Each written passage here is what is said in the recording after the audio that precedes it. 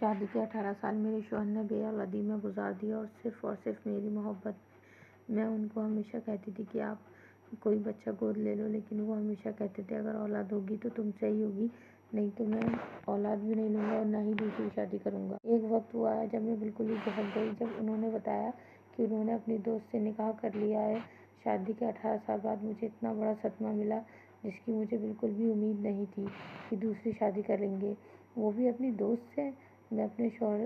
سے 8 سال چھوٹی تھی اور ان کی مجھ سے اولاد نہیں ہوئی، شاید ان کے نصیب میں نہیں تھی، اور میرے شوہر نے اپنی جس دوست سے نکاح کیا وہ مجھ سے 6 سال بڑی تھی۔ بہرحال دوسرے نکاح کے بعد میرے شوہر کے محبت کے دعوے ہوا ہو گئے اور وہ مجھ سے بالکل غافل ہو گئے، اور ان کو یہ بالکل بھی ہوش نہیں تھا کہ ان کی کوئی پہلی بیوی ہے جس کا ان کے سوا دنیا میں اور کوئی نہیں ہے۔ میرے بہت رونے اور تڑپنے کے بعد میرے شوہر نے یہ فیصلہ کیا کہ وہ ایک دن میرے پاس اور ایک دن اس کے ساتھ رہیں گے۔ اس طرح کرتے کرتے 2 سال گزر گئے